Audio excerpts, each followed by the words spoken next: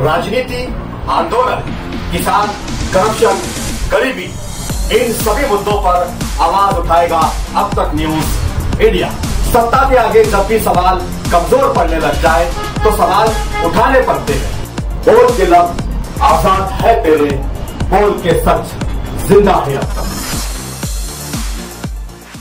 आज एमआईएम के मकामी सदर डॉक्टर खालिद परवेज ने एक प्रेस कॉन्फ्रेंस में एमएलए मुफ्ती इस्माइल पर सख्त तनकीद की है और उनकी सियासी हिकमत अमली पर सवाल उठाए गए। अजीत पवार ने बारावती मीटिंग में एमएलए रोहित पवार पर फिर हमला किया है। मीटिंग में सुप्रिया सोले की तकरीर के दौरान रोहित जज्बाती हो गए थे। अजीत पवार ने उनकी नकल करते हुए कहा कि ये रोहित पवार की सियासी चाल है। शिवसेना उद्धव ग्रुप के लीडर एमपी संजय रावत ने वजीर आला एकनाथ शिंदे पर हमला किया। एमपी संजय रावत ने इल्जाम लगाया कि वजीर आला के शहरी तरक्कियाती महकमे में 800 करोड़ के जमीन वसूल का घोटाला है। मरकजी वजीर नितिन गडकरी ने सांगली में संजय काका पाटिल के लिए इंतखाबी मुहिम की मीटिंग की। नितिन गडकरी ने कांग्रेस पर बड़ा हमला करते हुए कहा कि इंसान अपनी जात से नहीं बल्कि अपनी खूबियों से बड़ा होता है।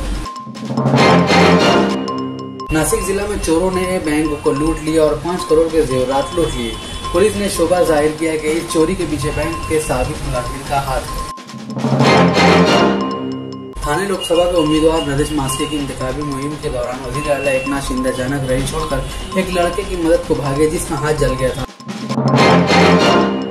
वज़ीर-ए-आज़म नरेंद्र मोदी ने पीर को ओडिशा में अपनी पहली इंतखाबी रैली में बीजेपी को रियासत के लोगों के लिए उम्मीद की एक नई किरण करार देते हुए रियासत में हुक्मरान जमात बीजू जनता दल का मुआवजा डूबते सूरज से किया है। नेशनल कॉन्फ्रेंस के सदर फारूक अब्दुल्ला ने पीओके से मुताल्लिक वजीर दफा राजनाथ सिंह के एक बयान पर अपना रद्द-ए-अमल में कहा कि पाकिस्तान के पास भी एटम बम है। वाज़ेह है कि राजनाथ सिंह ने एक इंटरव्यू में कहा था कि पीओके का भारत में इंतजाम होकर रहेगा। ईडी ने झारखंड हुकूमत के वजीर आलमगीर आलम के पर्सनल सेक्रेटरी संजीव लाल और उनके नौकर के घर पर छापा मारा, जहां नौकर के घर से ईडी को करोड़ों रुपए मिले हैं। सुप्रीम कोर्ट ने ज़ाब्ता इखलाक की मुबैना खिलाफ वर्जी के केस में उमर अंसारी की पेशगी जमानत मंजूर कर ली है। इस मामले की सुनवाई के दौरान उत्तर प्रदेश हुकूमत के वकील ने अंसारी को जमानत देने की मुखालफत की थी। लोकसभा इंतखाबात 2024 के तीसरे मरहले में 7 मई बरोज मंगल को वोटिंग होगी, जिसमें 93 पार्लिमानी हलकों में 1331 उम्मीदवार मैदान में हैं। दिल्ली के राउज एवेन्यू कोर्ट ने बीआरएस लीडर के कविता की जमानत दरख्वास्त को मंजूर करने से इनकार कर दिया है। मुबैना मनी लॉन्ड्रिंग में गिरफ्तारी के बाद जेल में बंद के कविता ने जमानत की दरख्वास्त दी थी। कांग्रेस जनरल सेक्रेटरी प्रियंका गांधी आज अमेठी में प्रचार कर रही हैं। हालांकि इससे पहले कांग्रेस दफ्तर के बाहर खड़ी गाड़ियों की तोड़फोड़ की गई, जिसके बाद कांग्रेस कारकुनान ने इसके लिए बीजेपी को जिम्मेदार ठहराया है।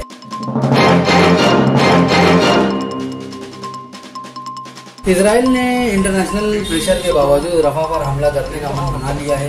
इजराइल ने रफा में मुकीम लाखों फलस्तीनियों को आर्जी तौर पर रफा को खाली करते हुए मुआसी इलाके में मुंतकिल होने को कहा है। पाकिस्तानी नजर बरतानी सियासतदान सादिक खान लगातार तीसरी बार लंदन के मेयर मुंतखब हुए हैं।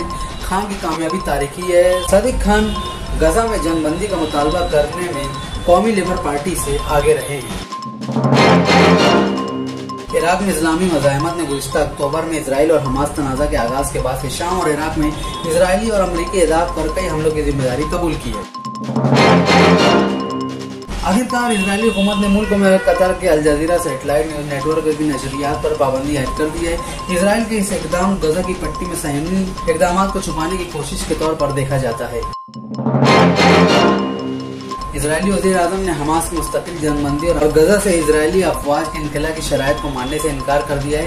नेतन्याहू के मुताबिक इन शराइत को कबूल करना हमास के सामने हथियार डालने के मुतरादिफ होगा।